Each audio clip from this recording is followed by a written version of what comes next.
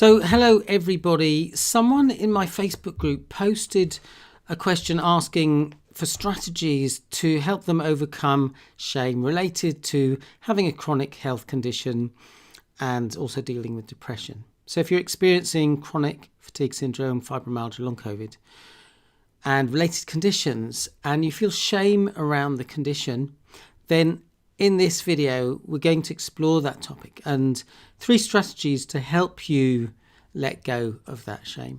If you are joining live, do say hi. Feel free to say where you are in the world. If you're watching the replay, just put hashtag replay. Again, lovely to know where you are. So, living with chronic fatigue syndrome related conditions is challenging enough. But for many, shame often tags along as an uninvited guest. So in this video, we're going to explore how you can find your way back to having self-compassion for yourself. Ines says hi. Hi Ines, nice to have you here. So let's start with some definitions. Shame is or can be a deeply distressing emotion that arises when a person feels that they are flawed, unworthy, or fundamentally unacceptable. It can be a response to an action that can encourage you to take corrective action, or it can be pervasive and toxic. It's about having a perception of yourself that you are inherently bad, wrong, defective.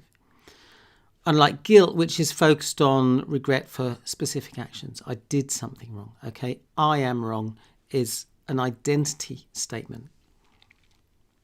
It's really important that we recognize when we're making identity statements. You know, if I say, I am a man, that's something about my identity. If I say, I am wrong, that kind of implies that I'm always wrong, and that's not true. Okay, so let's explore where does it come from. Often it's rooted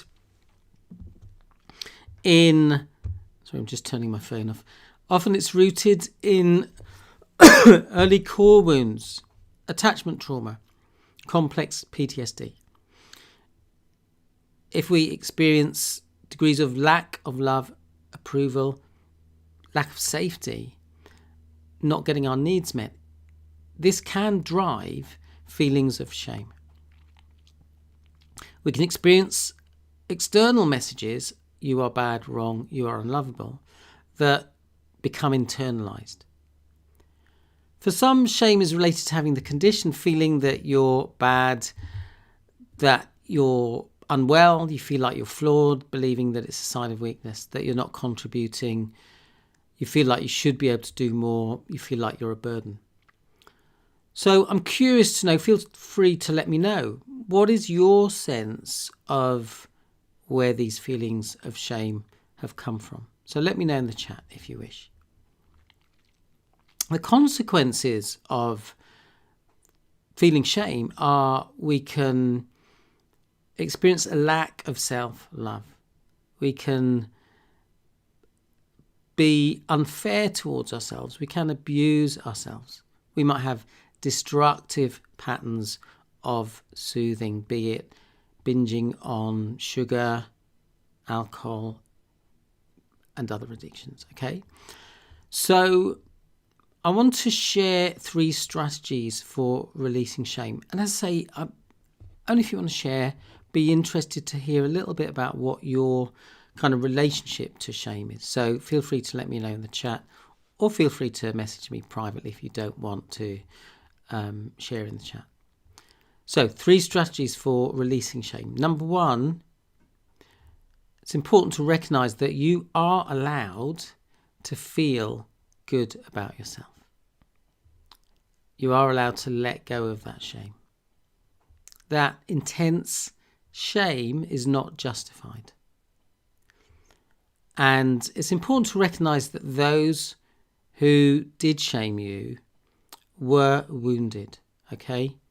It's really important to embrace the notion that happy, content people don't put other people down, don't shame other people. Okay, they were experiencing limiting beliefs that they weren't worthy enough, lovable, and they passed that on to you. And if you did embrace those beliefs, then it's important to recognize they are not true. Okay, you are worthy, you are enough, you are lovable. And it's really important to cultivate those helpful beliefs. Consider that shame thrives in silence and isolation.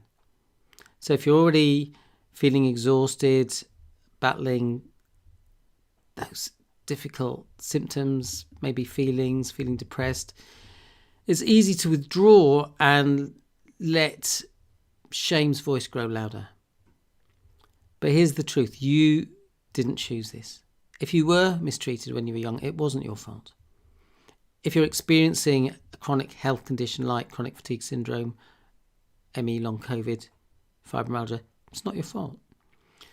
Gabor Mate, who is a trauma therapist, talks about a Native American tribe, that if someone in the community gets sick, the philosophy is very much about thanking that person for letting the community know that there is some dis-ease in the community that has resulted in this individual getting sick. So it's a bit like the canary in the coal mine. They are the warning sign that something needs to be attended to. I think that's a really amazing philosophy. So there's a notion of community responsibility, whereas in modern life, we tend to blame and judge the individual. Thank you, Inez. I'll get to your point in a second, all right?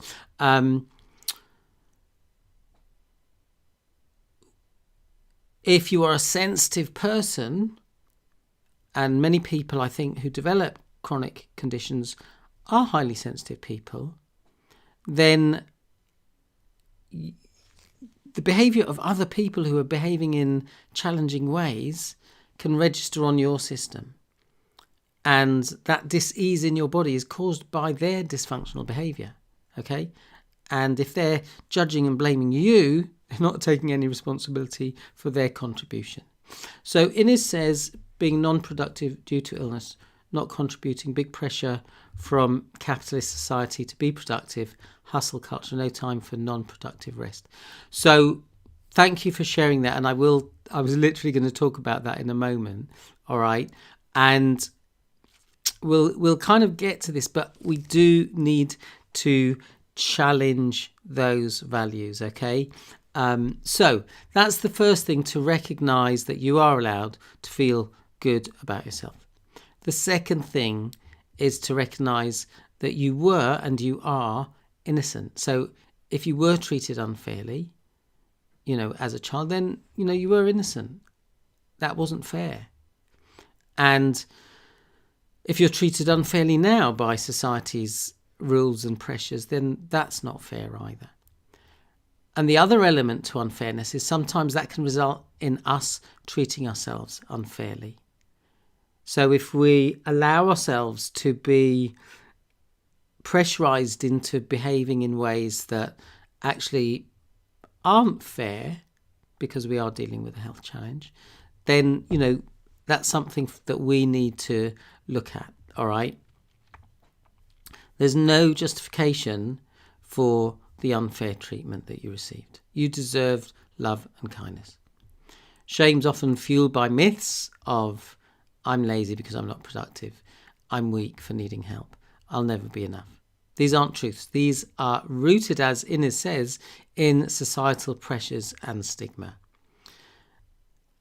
It's important to embrace the notion that your worth is not measured by how much you accomplish on your most exhausted days. And if you're experiencing a lot of exhausted days, again, consider the points that I've already made, that it's not all your fault that, you're experiencing this. For instance, I was working with a client a while back who was experiencing a lot of bullying in the workplace, and that resulted in them going off sick.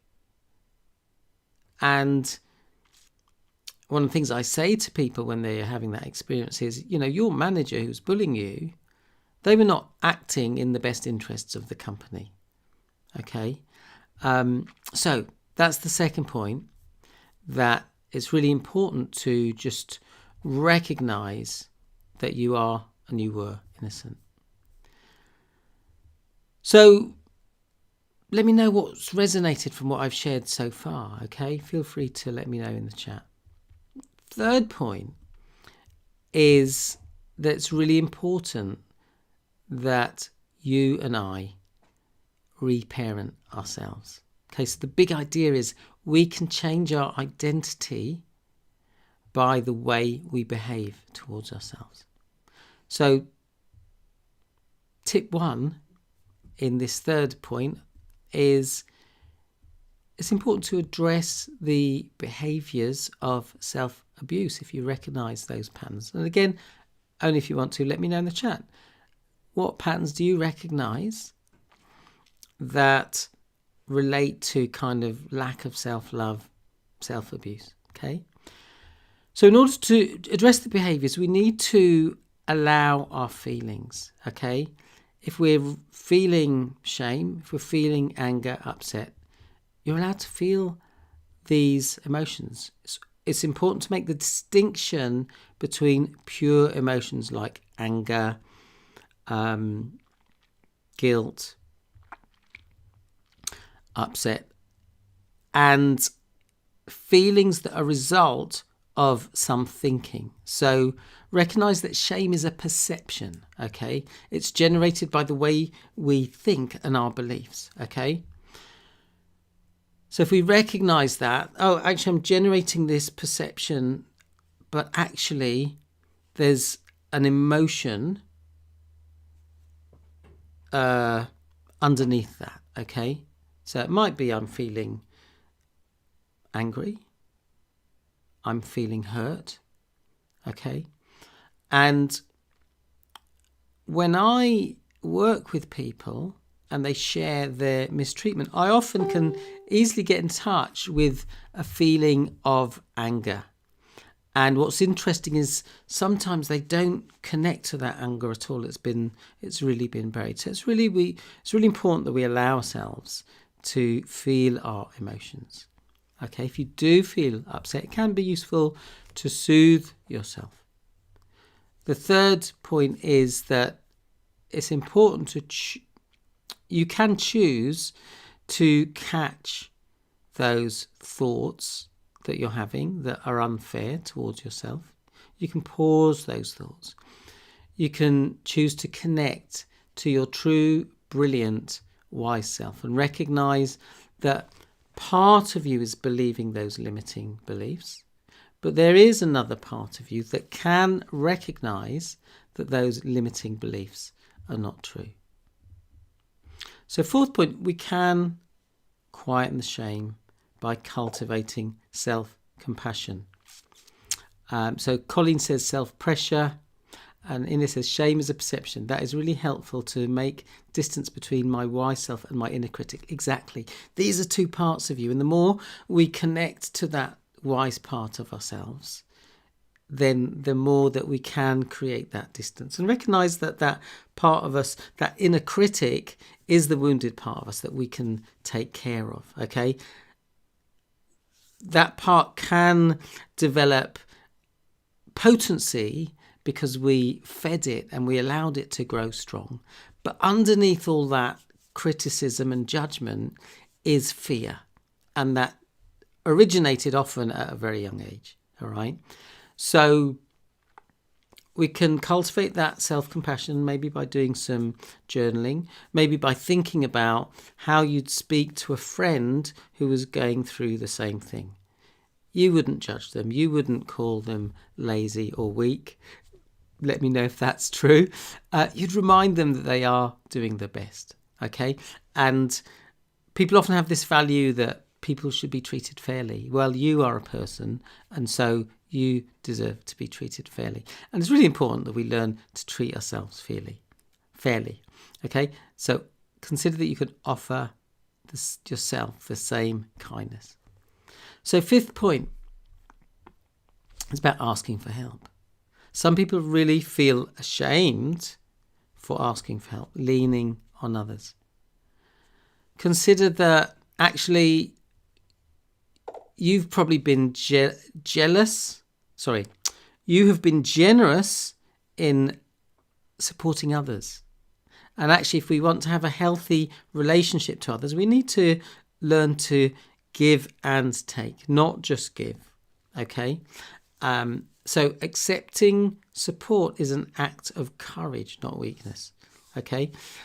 Letting someone be there for you creates connection, and people can feel good about giving support. Okay? So connection is a powerful antidote to shame.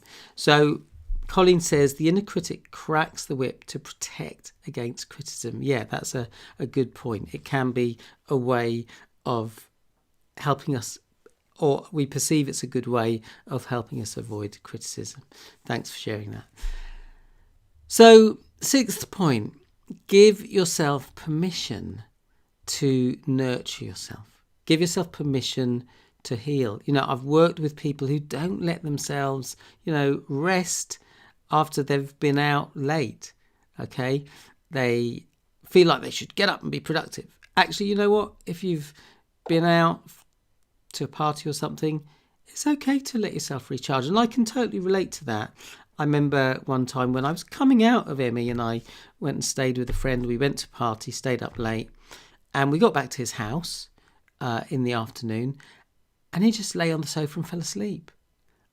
And I would have been thinking, I should maybe do some brain training. And actually, I learned from him that maybe it's okay to just let myself fall asleep. So overgiving is an old survival strategy. Yeah, exactly. So give yourself permission to heal. Give yourself permission to recharge. Give yourself permission for CFS, connection, fun, and stimulation. Again, some people don't let themselves have fun. Some people feel guilty about sitting watching a nice film. Actually, that's healing. All right, spending time with someone and enjoying a film is part of the healing process. We don't need to spend all our time focusing on thinking about healing. All right, we can spend a bit of time on that, but we also need to make sure we create colour. I was chatting to a client about creating a colourful painting. And by that I mean, adding colour to your life. And so we looked at how he might add a bit of colour to his life, even if it's just taking small steps. I've talked about this before, but one of my ways of giving myself a little bit of pleasure is playing the piano. So I make sure for 5 minutes every day, at least, I play the piano. Okay? Gives me a sense of getting lost in what I'm doing. Okay? Give yourself permission to be. It's not about overcoming every limitation right now. It's about meeting yourself where you are with love and patience. So shame doesn't define you. Your strength, your resilience, your courage do. The fact you're here watching this video, participating, is a sign of that. So even on the days where you feel like you haven't got much energy, recognize you are enough. You are lovable. You are deserving of love, of respect, of great things in your life. So I invite you to take a moment each day to remind yourself of that you are worthy of love and care no matter what. So I invite you, if you wish, to pause and close your eyes for a moment. Obviously, only close your eyes if it's safe to do so. And we'll just end with a very brief visualization. So I invite you just to make yourself comfortable. Just check in with your body. Ensure that you are in a comfortable position.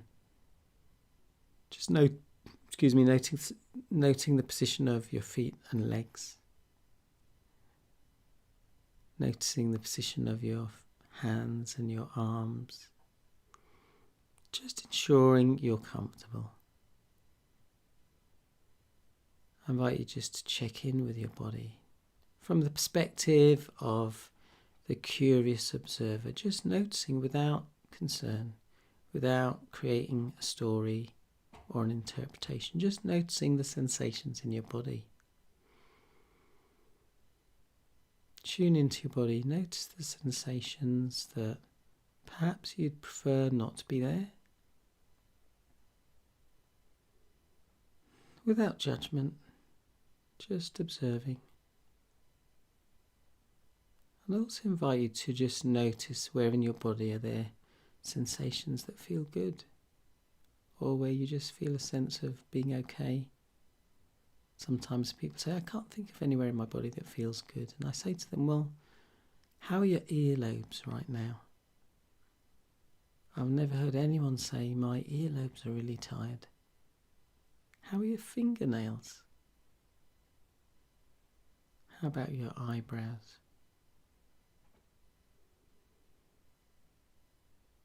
So we can check in with our sensations.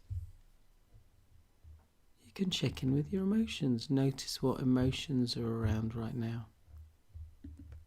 Again, without judgment.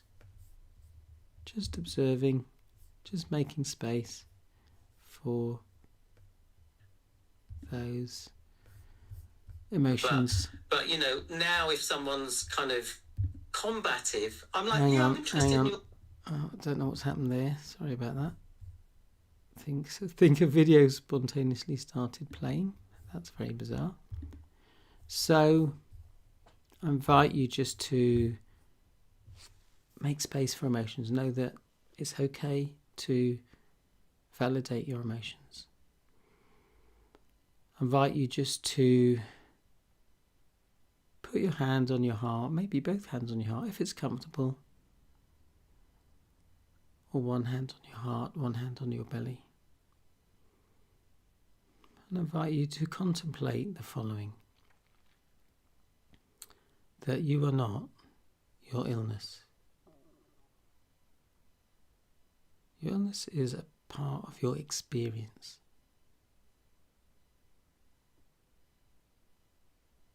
You are a whole person right now. Your worth is not tied to how much you can do. I invite you to consider that in this moment, right now, you are enough.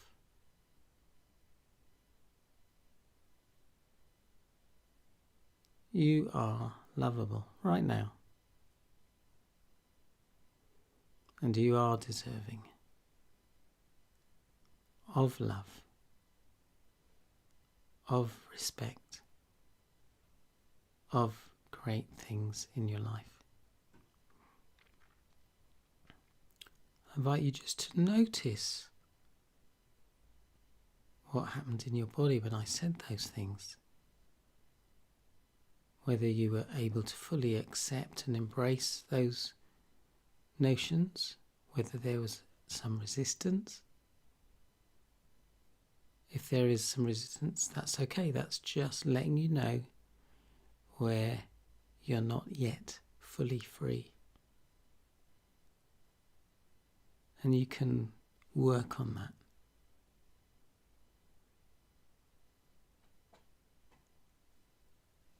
I'll finish with sharing this little exercise that I have shared before, and people did like it. So you can either keep your eyes closed or you can open them when you're ready.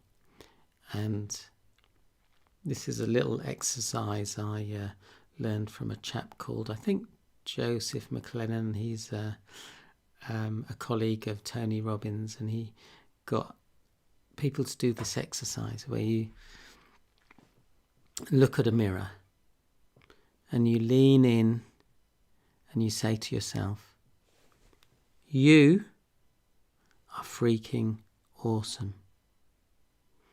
I invite you just to do that every day and let me know how it feels the 100th time you've done that. So if you've got any questions, do leave them in the chat. If you like this video, do leave a comment, do share, do subscribe, hit the notification button or the notification bell, and you'll be notified of new content. Feel free to join my Facebook group if you'd like more tips. Follow me on TikTok, Instagram. If you'd like to join the Resilience group coaching, that happens twice a month. One session is in the morning UK time on the Thursday. 2 weeks later, that's the next one coming up. It's on a Wednesday afternoon UK time, 4:30 p.m. So that works probably for people in USA and Canada. There's no charge. You're welcome to make a donation, but it's like I'm giving half an hour every week for a month. So no big shakes. Come along. It's a fun experience. You know, we focus on wins and we celebrate our wins, get some good hormones going. People ask questions about what they need right now, and I work with a few people, and I invite people to share their takeaways, and I invite people to always think of one small action they can take. Because if we want to close the gap between what we know and what we're doing right now, where we are and where we want to be, we need to take action. All right, so you're really welcome to join that if you like. If you'd like details of the Resilience Group Coaching, comment the word group below. If you'd like more help, every week I offer 3 sessions. There's no charge. We spend half an hour identifying 3 strategies to help you move forward. There's no selling, okay? If you like one of those, comment strategy below. And that's my little way of giving something back. And if you actually want to do some work with me or explore that, I'm happy to have a chat with you to see if we are a good fit. Pop the word chat and we can explore that further. So if you've got any topics you'd like me to cover, let me know. Otherwise, thanks for joining me. A couple of comments. One is a bit of spam, so that's going to get deleted, just to let you know, Kiki. And Inez says, thank you, Simon. Great insight. I didn't expect this topic to resonate so much for me. You are welcome, Inez. So thanks for sharing that. Okay. So keep going, everyone. Dare to dream big dreams. Wishing you great health. Thanks for watching. Thanks for your input. Makes it more interesting for me. See you in the next video. Bye for now.